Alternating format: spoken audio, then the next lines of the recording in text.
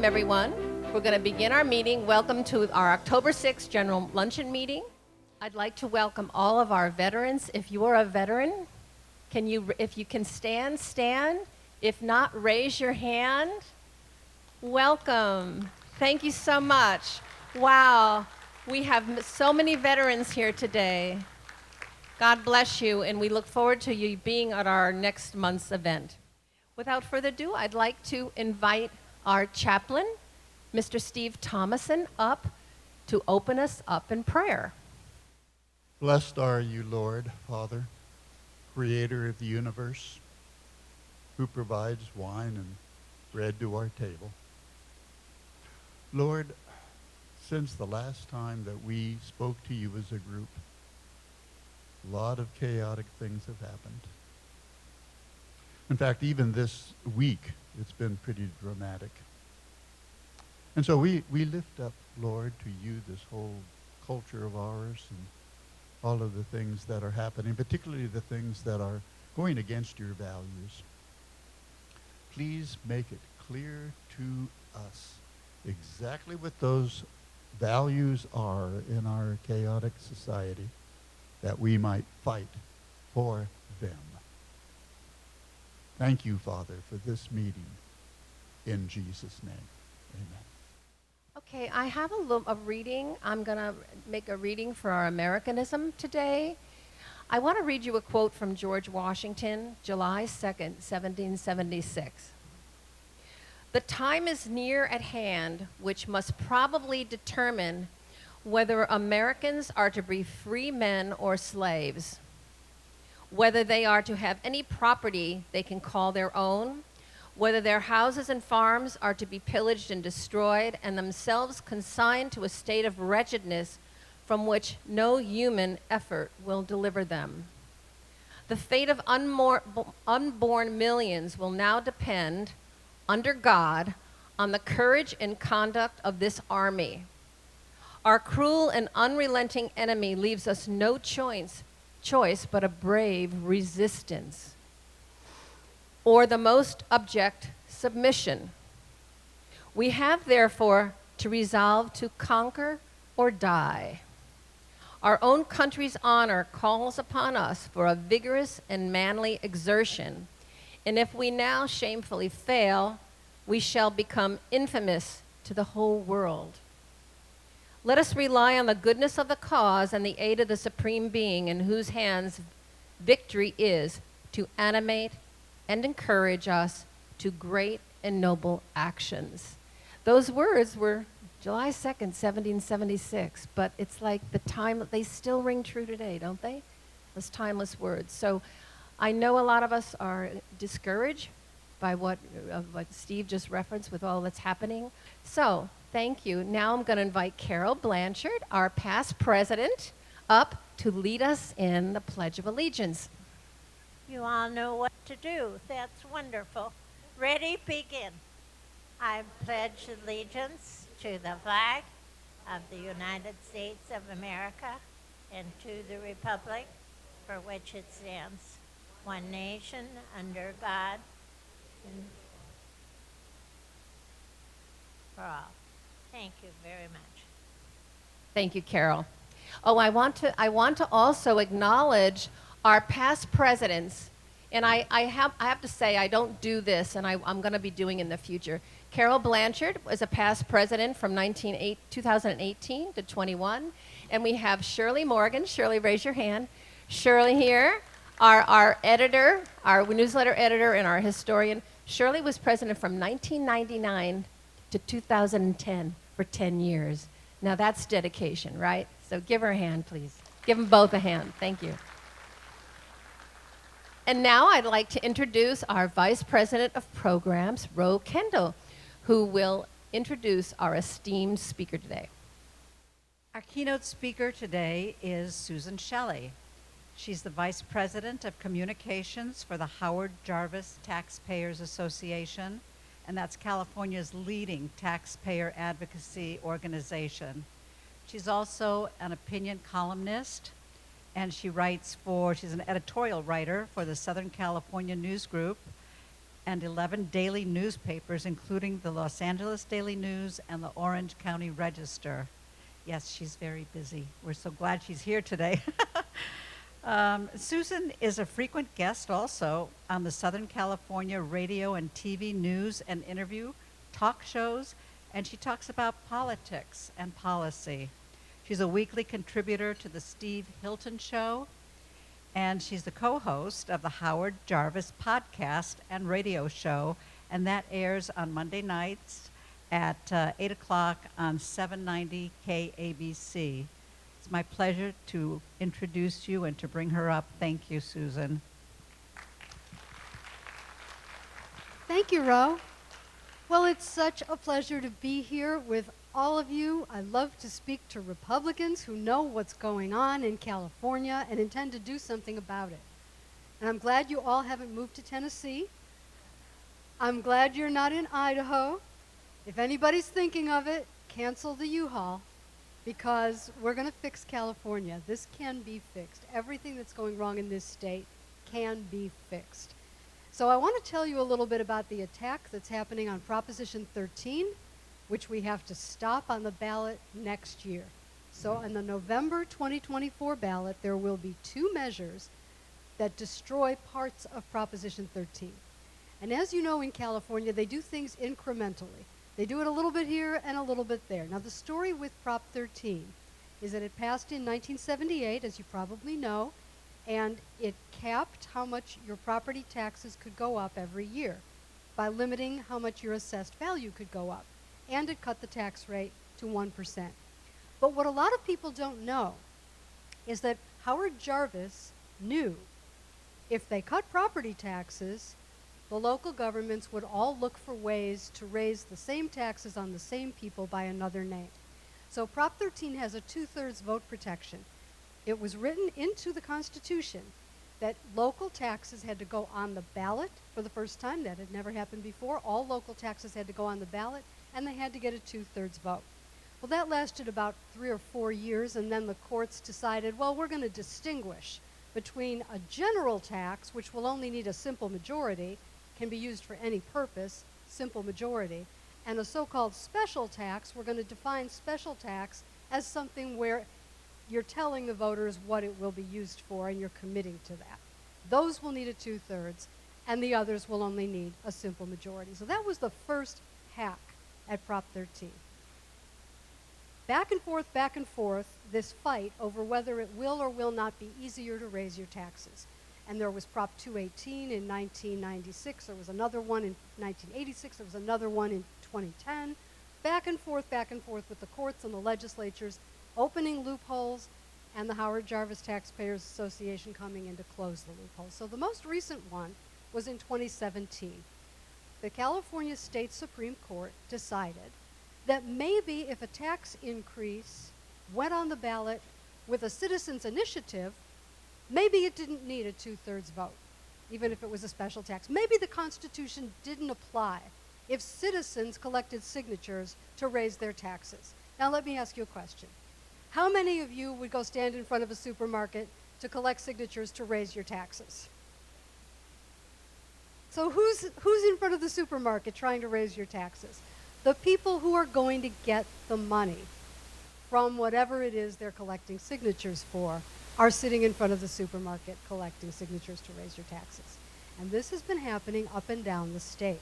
In fact, in San Francisco, the County Board of Supervisors itself decided that they would go out on the sidewalk and say they were citizens in their capacity as regular people, and that same tax increase that had they done it at their desks would have needed 2/3. They figure, well, if we do it on the sidewalk, it only needs a simple majority. So they did that. And they passed a tax on commercial real estate leases in San Francisco, special purpose. The money was to be used for early education and child care. It should have needed a 2/3 vote. So there's immediately a legal challenge, and it goes all the way up to the appeals court, and the appeals court says, yeah, that's fine. And that's where it stands. So what did the Howard Jarvis Taxpayers Association do? Well, in conjunction with the California Business Roundtable and the California Business Properties Association, because they're concerned about tax increases also, driving businesses out of this state, they qualified the Taxpayer Protection and Government Accountability Act for the 2024 ballot in November, next November. What does it do? Well, the first thing it does is it puts back the 2/3 for passing special taxes, no matter how they get on the ballot. Initiative, city council resolution, Elon Musk shoots it onto the ballot with a rocket. No matter how it gets on the ballot, a special tax needs a 2/3 vote. That's in the Taxpayer Protection Act. And a bunch of other stuff that causes transparency and accountability, so that fees have to be approved not by some unaccountable bureaucrat. Fees have to be approved by elected officials who have to stand for re-election and answer to the voters. And transparency, if it's a tax increase, it has to say on the ballot, it's a tax increase.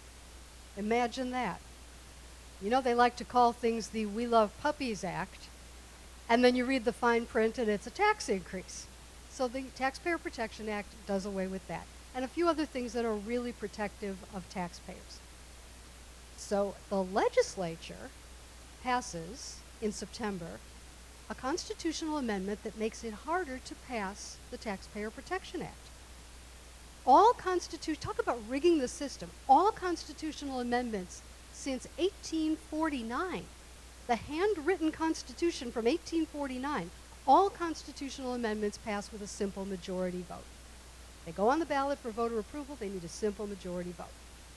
Except this one, because ACA 13 is a constitutional amendment that says, well, if it's an initiative that raises the threshold for raising taxes, that's going to need a 2/3 vote to pass instead of a simple majority. So they're rigging the game to see if they can make the Taxpayer Protection Act fail at the ballot with this. Now, ACA 13 is a constitutional amendment. It has to go on the ballot itself for voter approval. We'll be fighting it. It'll be on the ballot probably in November, at the same time with the Taxpayer Protection Act, which will be wildly confusing. If you're not already a member of the Howard Association, please join and be on the mailing list so that we can inform you about what the proposition numbers are when these are finally assigned, tell you which is which is good, which is terrible, because it's going to be very confusing. And that wasn't even enough for these government officials who want to make it easier to raise your taxes. Rigging the system to stop the Taxpayer Protection Act wasn't enough. The governor and the legislature filed a lawsuit and asked the Secretary of State to take it off the ballot. More than 1 million Californians signed petitions to put it on the ballot. By what authority does the governor and the legislature go to court with a lawsuit and say, by the way, you judges that I appoint myself, think about your careers in the future. Is that a conflict of interest? They're going to the Supreme Court in California, and they're saying, we want this off the ballot. And the League of Cities, which runs on your tax dollars, by the way, the League of Cities and the California State Association of Counties joined the lawsuit. All these people want it to be easier to raise your taxes. Who wants it to be harder to raise your taxes? Everybody else. Everybody else. So all these government lobbyists that are in Sacramento, they go to the microphone and they say, oh yes, we agree with this. We think it has to be easier to raise taxes. It's the end of civilization if we can't raise taxes more easily. The Howard Jarvis Taxpayers Association stands for taxpayers. We will fight ACA 13. We will fight to pass the Taxpayer Protection Act. And then there's one more that we're watching. This is ACA 1, which also was rammed through the legislature in the final days of their session in September. ACA 1 directly amends Proposition 13 in the state constitution. So everything that falls into the category of infrastructure or affordable housing, you could raise taxes with 55% instead of 2/3. So what's the problem with this? Well, the problem is infrastructure is everything. Everything is infrastructure. You pour a puddle of concrete next to a pay raise, and it's infrastructure. So we're going to be fighting that because we think it should not be easier to raise your taxes. We think it should be where it is, 2/3 vote. Because otherwise what happens is you have parcel taxes and bonds that are paid only by property owners. And you have a situation where all the renters will get their ballot and they'll say, well, I don't have to pay this, that's fine. And this will happen in every election. in every election, your taxes will go up, and it will always be for something that sounds wonderful, because they're not going to say on the ballot, this is for pensions, we don't have enough money for wallpaper, we need new office furniture. They're not going to say that.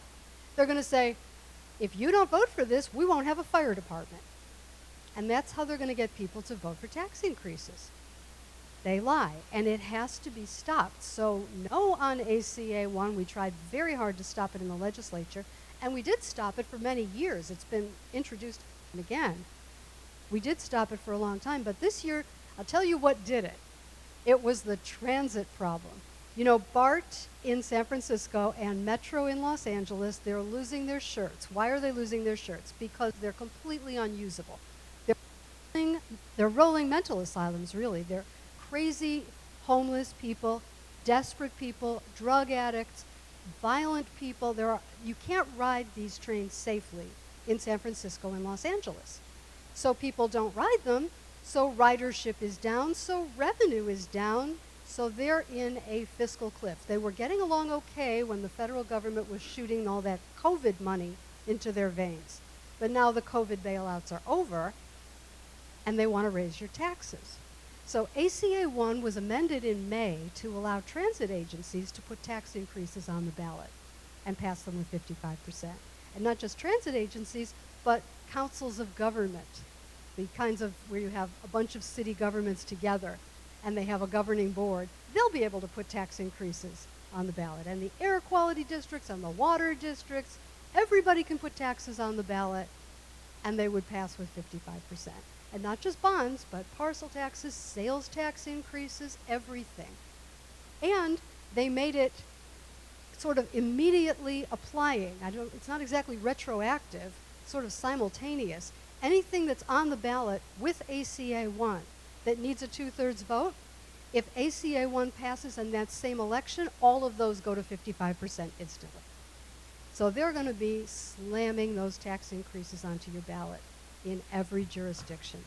In fact, the government entities will be fighting with each other over who gets to do it first, and who gets to raise the sales tax to the maximum before anybody else does. They'll be fighting with each other. Make popcorn, that'll be fun to watch. So this is the big fight on the ballot. The good news is the Taxpayer Protection Act. The bad news is they're coming for Prop 13, and we're going to have to go to nuclear war. And this is DEFCON 5. Is 5 the highest? DEFCON 5 to protect Prop 13. So I have more good news for you. The good news is that a couple of years ago, in 2020, Proposition 19 took away the ability of parents to transfer property to their children without having it reassessed to market value. We had that right for 30-some years. It passed in 1986, 75% of the vote. It was the parent-child transfer exclusion from reassessment. So that if you transferred your home, regardless of its value, and up to $1 million of assessed value of other property, so that could be a business property or a small apartment building or a duplex or a vacation cabin, up to $1 million of assessed value went to the kids, and the tax bill didn't change. That was put on the ballot by the legislature in 1986 because with inflation pushing up property values and Prop 13 holding down assessments, when property was inherited, people were getting crushed and they had to sell the property because the taxes were too high. So the legislature did something about it. Unanimously, they put the parent-child transfer exclusion on the ballot. Passes with 75% of the vote. And now it's gone. Gone. Prop 19 took it away in the fine print. So now when property is passed from parents to children, or in some cases grandparents to grandchildren, it is reassessed to current market value with only narrow exceptions. And the current market values in California don't ask. If you've owned your property for a while, Prop 13 is protecting you. And if you lose that, the next generation is going to lose everything. They're going to have to sell. Now, sure, they'll sell, they'll have the cash, but the cash will lose value to inflation. The asset will appreciate, and somebody else owns it. This is not a formula for success for the people of California. And it's devastating for affordable housing because every time you have an older apartment building where it's a mom and pop landlord and it's been under rent control because it's an older building and the taxes are low, when that generation passes, and the kids inherit the apartment building, what happens to the tenants? That property tax bill is going to go through the roof. You can't raise the rents because it's under rent control. That building is probably going to be sold, and those units are probably going to be withdrawn from the market because no one will be able to make that pencil out at the new tax bill. And so we could lose maybe half the affordable housing in California in one generation just because of this tax increase. So how was this sold to the voters? Prop 19 was sold as helping wildfire victims, helping seniors move to a new home, and it did, and that's fine, and we're not changing that. What we're changing at the Howard Jarvis Taxpayers Association with a new initiative, and I urge you all to sign it, take a petition home, get another couple of signatures on it. What we're changing is we're putting back the parent-child transfer. We're putting back the grandparent-grandchild transfer as it existed from 1996. We're making it retroactive so that if you got stuck in the middle of this, you will be able to get your Prop 13 protected assessment back again. You'll be able to get that reinstated. We can't get anybody a refund for taxes that were paid while it was a legal tax in California, but we can get you your assessed value back again. So this is really important. And we have had a tremendous response. So let me give you some inside baseball about initiatives. To put the Taxpayer Protection Act on the ballot, it's good that we had some help from the business community because it cost, hang on to something, $16 million just to collect the signatures. Now, why is that? Because they paid professional signature collectors, and because of AB 5, which said you can't use independent contractors, it's more expensive to hire people to do that. And all of this together, plus the COVID pandemic and how difficult it was, $16 million. Well, that's the end of grassroots politics right there. Because when you're doing something to help people who are trying to save on their taxes, you're not going to get a $100,000 check from people to do that. We're trying to help the grassroots here. So what are we going to do to fix some of these things that are going wrong in California? We created a one-page petition. Let me show it to you. This is an 8.5 by 11 regular letter size paper. You can print this on your home printer, in a business center, at Staples, at Office Depot. You can print this on regular paper, and that is a legally valid petition. And because of this, we are able to advertise on radio, with email blasts, with any kind of advertising that we can afford to do. We can reach people in California, mind to mind, and say, go to the website, repealthedeathtax.com, download the petition, fill it out, sign it, mail it back. They're coming back in truckloads. We've only been at this about a month and a half, and it's already overwhelmed our one contractor that we hired to open the envelopes and go through these. We're going to have to hire a second person. We're having everybody in the office spend their free time doing this. We're going to bring in volunteers to the Sacramento office to keep opening these envelopes. I think we might make it. Now, we need 1 million signatures, maybe 1.2 million. The actual number that we need is 875,000, and we need it by January 16th, so that we have a couple of weeks then to process everything, sort it out. These all have to be delivered to the correct counties, so it takes a little time, and it's going to be 1 million pieces of paper. So it's a lot. But let me just tell you, if this works, and I think we've already proven that it does, there is a lot of stuff we can do on a one-page petition. Who would sign a petition to cut the sales tax? I thought so. Who would sign a petition to put back the 2/3 in case these people are successful in getting the, yeah, exactly. Yeah. Who would sign a petition to take away the right to, the power to write titles and summaries from the elected attorney general and give it to the neutral legislative analyst so that when you get your ballot, you know what these things are? We can do that on a one-page petition. We can do a bunch of stuff on a one-page petition.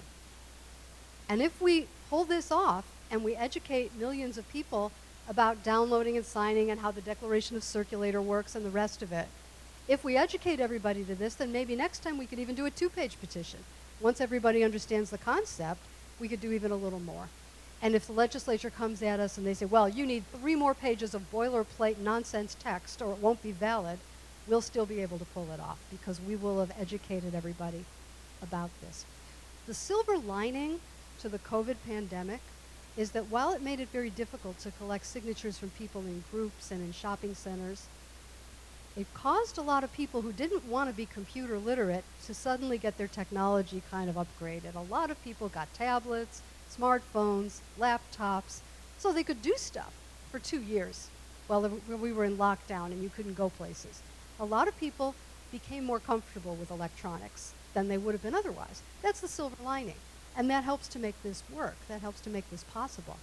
So I'm very optimistic. This will cost, I'll just tell you, I probably shouldn't, but I'll tell you, that the whole budget for this is $250,000, which is not very much. I mean, it's a lot of money, obviously, but it's not more than the Howard Jarvis Taxpayers Association can raise by itself. We don't need giant special interests writing checks. We don't need $16 million. If we can do this for $250,000, we have changed politics in California. We will fix this state. Even though the legislature is out of control and the governor's crazy, and we have a new senator that no one voted for and no one's ever heard of, doesn't live here. You know, she registered to vote. She used the online system and she registered to vote in LA County. But you sign those forms under penalty of perjury. You write down your address, where you reside, and that's penalty of perjury. Now, our whole voting system is on the honor system. They don't check anything. They don't check residency. They don't check citizenship. But if you lie about it, it's perjury. You think she might get caught? No. Think anybody would bring charges if she was? I mean, that'd be kind of embarrassing. She rented out her house. She owned a house in View Park, which is near USC. And I found that somebody sent me the property record, so I had the address, and I looked it up. And there was a listing on apartments.com and all the other rental sites listing the house for rent because she lives in Maryland. So she rented the house, and if you Google the address, somebody else's name shows up as living there. Now, I didn't go knock on the door because I'm not 60 Minutes, so I don't do that. But I think there might be a problem. But of course, you know, California, they don't think it's only a problem if you're a Republican. This is the way this works in the state. And this is one of the reasons that we really have to do more things by initiative. We have to find a way to clean up our elections. We have to find a way to run a lot of candidates affordably in a lot of districts. Because you probably get all the fundraising solicitations, and they typically, in 1 second, they typically come to you and they say, well, we're only going to compete in this race, and this race, and all the other districts we just can't afford to really do any advertising or compete. We have to find a way to do low-cost campaigns and compete everywhere and run candidates everywhere, because if nothing else, it forces the Democrats to spend money in those races that they didn't think they'd have to spend. If we surrender, then they have it easy. So we can't surrender. We have to run candidates everywhere, aggressively, even if it's just yard signs and door hangers and low-cost stuff like that. You can't run television advertising everywhere. That's a fortune. But you can do a lot with yard signs and door hangers, and you can scare the Democrats because they know that the state is really purple. The state is not as blue as they think it is. It's not as blue as they tell people. You have a question?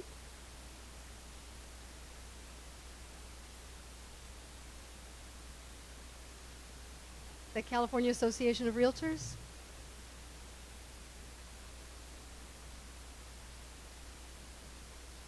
To do our repeal of the Prop 19 thing? Well, we tried to do this last year. And we raised a lot of money to do it last year, and we only spent about half of what we raised because we ran out of time. So the money was coming in late, and it was too late to really do much more. We just kind of, you only have 180 days, and it was a learning experience. We were using an 8.5 by 14, 8 or 9 page petition. We did the wording under a different legal theory that said you have to reproduce all of the text of the Constitution, not just the part you're changing. But there's another way to do it, and what we're doing now is we're sunsetting what Prop 19 did. And that's why it fits here, because we're just sunsetting what it did. So we put up the money. It's paid for by the Howard Jarvis Taxpayers Association. It's paid for by the committee is repeal the death tax. And let me show you this, because this is a legal requirement. This is new this year. This is the official top funders sheet. And what this says is who's paying for the signature collection. And everybody who signs the petition has to be shown this. So you can get this on our website at repealthedeathtax.com. We will update it every month. It says at the top, valid only. This one says valid only for September. We have one that's valid only for October. So it's the same. And it's on the website, and you can see it there. So this is a new requirement.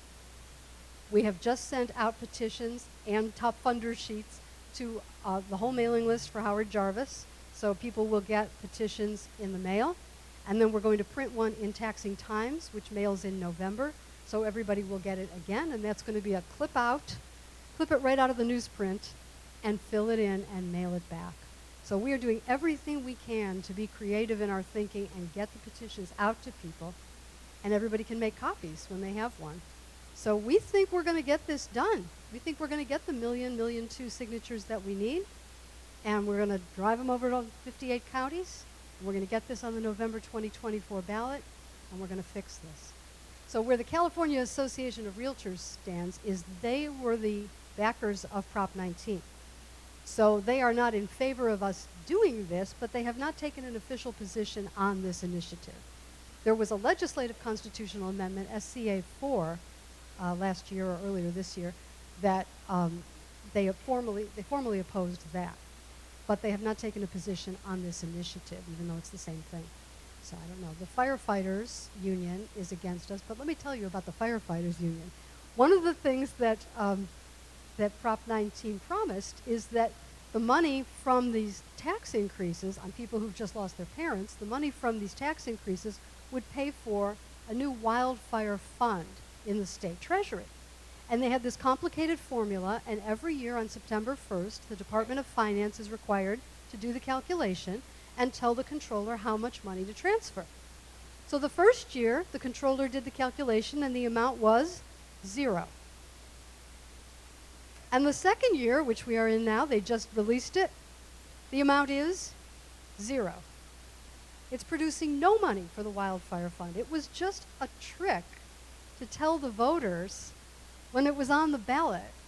The reason it's producing no money, this is like creative accounting Hollywood style, the reason it's producing no money is because when you raise property taxes on high-income people, they deduct it from their income tax. And so there's less income tax revenue, even though there's more property tax revenue. So what the state gets is 0, and in this complicated formula that they invented, there will never be any money for the wildfire fund because it will always be offsetting against the income tax revenue. So there you go. It's nothing but trickery. And we just have to fix this. I think it will be very beneficial, and probably already is, just because we've come as far with this as we have, and it's going so well. I think it's very beneficial in the legislature that they will know that the voters can go to the ballot with an amount of money that we can raise at Howard Jarvis.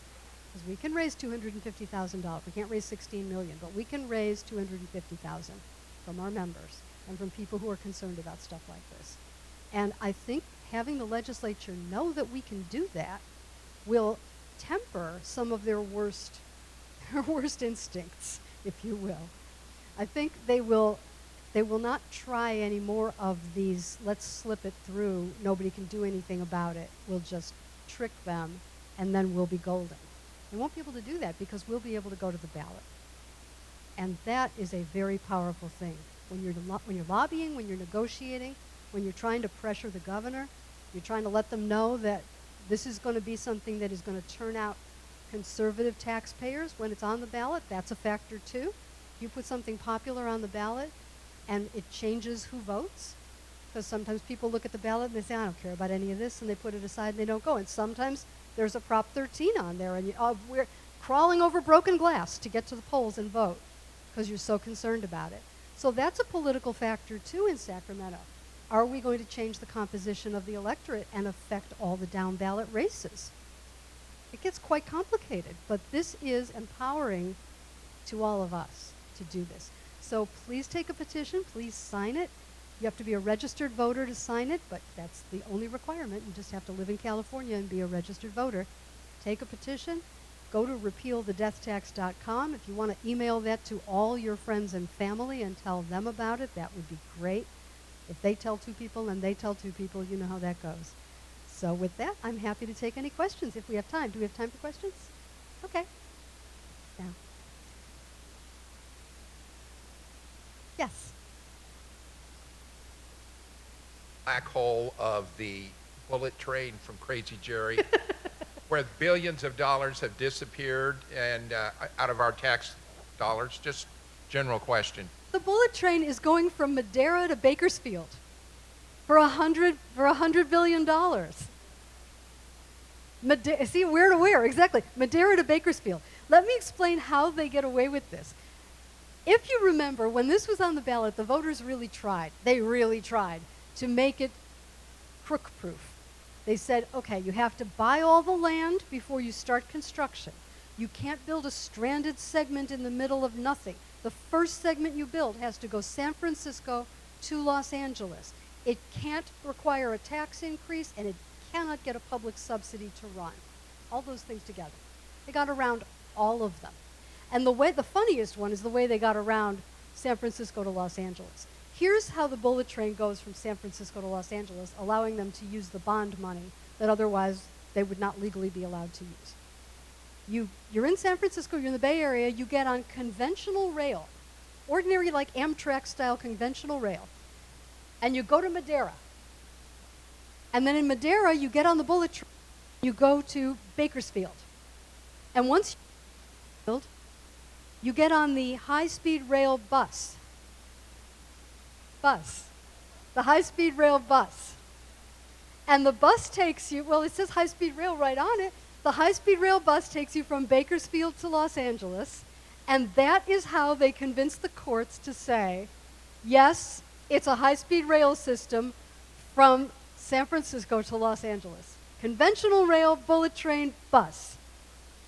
They do admit in the footnotes that it is possible that the time that it takes to do this, which is 5 to 6 hours, depending on whether you miss the bus, it's the time that it takes to do this might be a disincentive to ridership. And that might mess with their projections of how many people will ride and what they'll pay for it. You think? Yeah, that's the bullet train.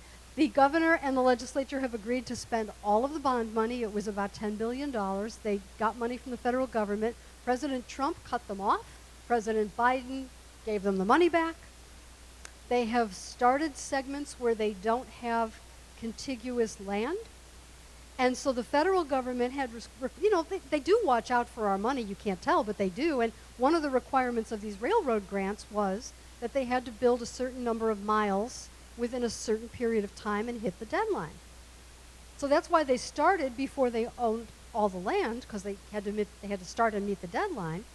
But then what they did is they built non-contiguous segments.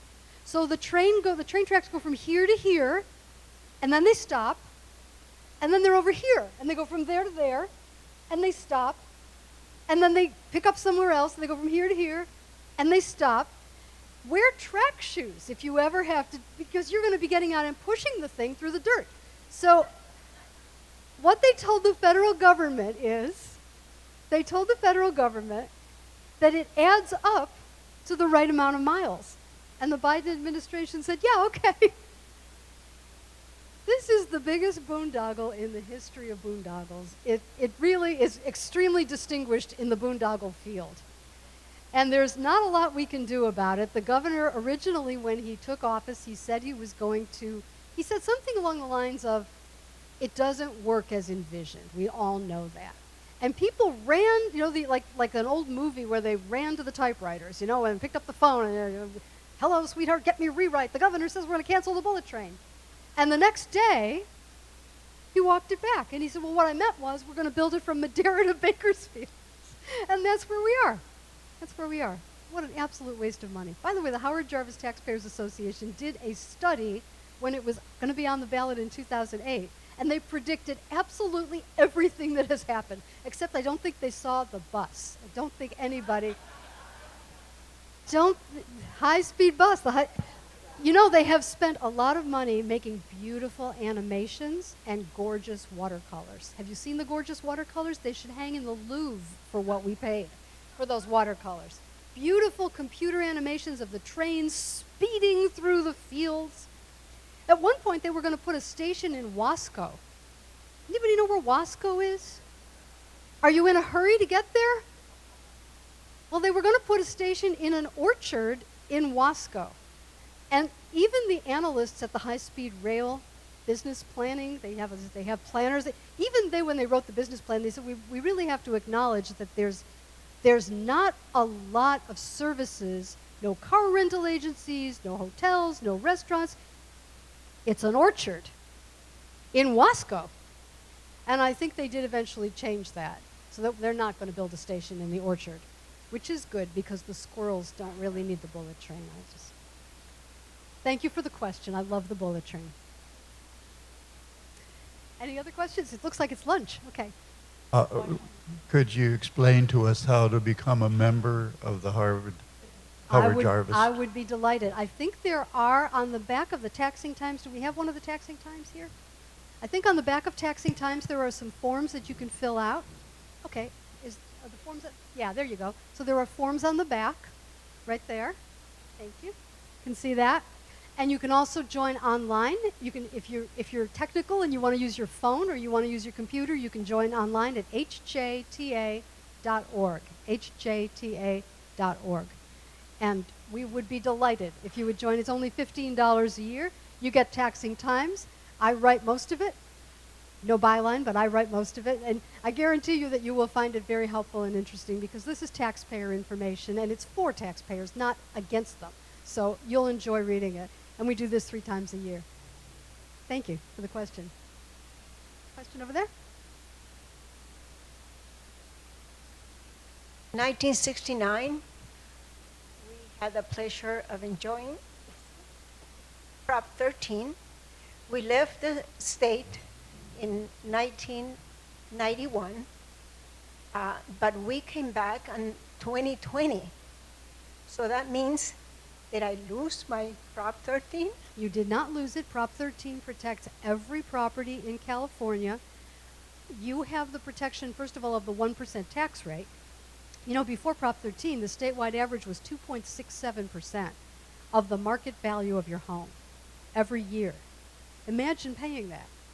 2.67% of the current market value of your home every year as a condition of keeping it. So Prop 13 is helping you because what you paid for it in 2020, the assessed value is based on that amount, and the assessed value can't go up more than 2% a year. So even if the market goes up 10%, your assessed value only goes up 2%. It's tied to inflation. If there's no inflation, if there's no inflation, it doesn't go up at all, but it does go up with the cost, I think it's the consumer price index that it's tied to, with a 2% cap per year and a 1% tax increase. 1% Thank you. Tax rate. Thank you. Thank you. By the way, you can go to the Howard Jarvis site, hjta.org, and see the button that says, see your shocking tax bill if we ever lost Prop 13. And that takes you to our guessing game, which looks like a carnival game. And it is a carnival game because it was such a con. So you can type in the market value of your property, push the button, and see what your taxes would be if Prop 13 had never passed. It does the math for you on that 2.67% statewide average tax rate on the market value. It's just shocking. It's shocking what people were paying before Prop 13. And we're all so fortunate that Howard Jarvis was persistent because it took 5 tries to get it on the ballot. 5 tries. And it was like 9 people in a living room with a fax machine. So I think it's inspirational, what he did, and the effect that it's had and how it's protected people. I find it inspiring.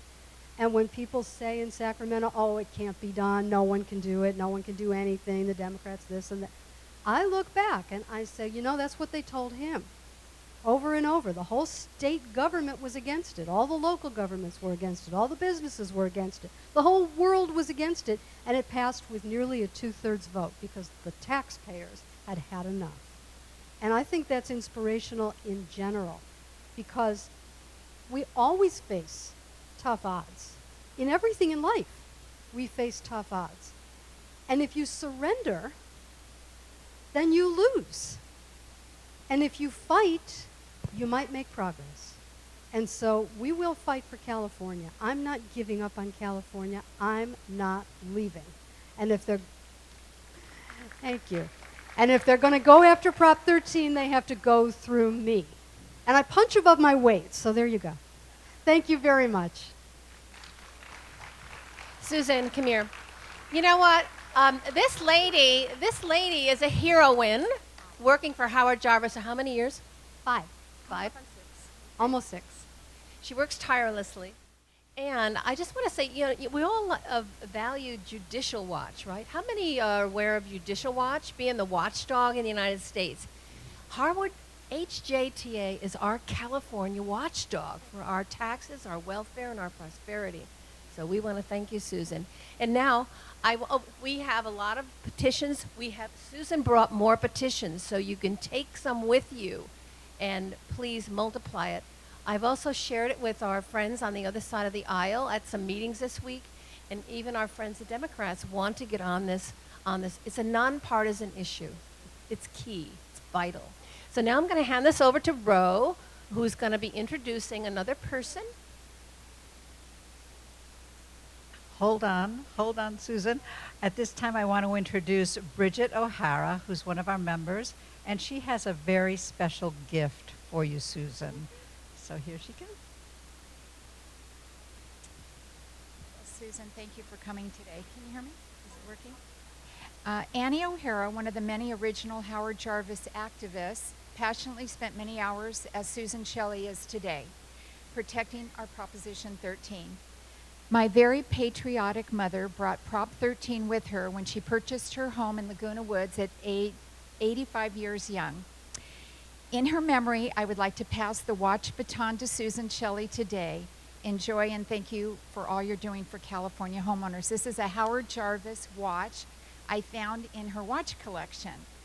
And I thought, why do I want to keep this when I've got Susan Shelley coming today? So I want to congratulate her and honor her and thank her for everything she does for us. Thank you, Bridget.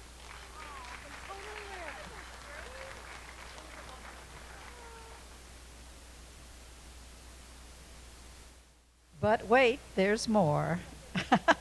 Susan, we'd like to honor you today and honor the Howard Jarvis Taxpayers Association with a contribution from the Republican Club of Laguna Woods. Thank you so much for all you do.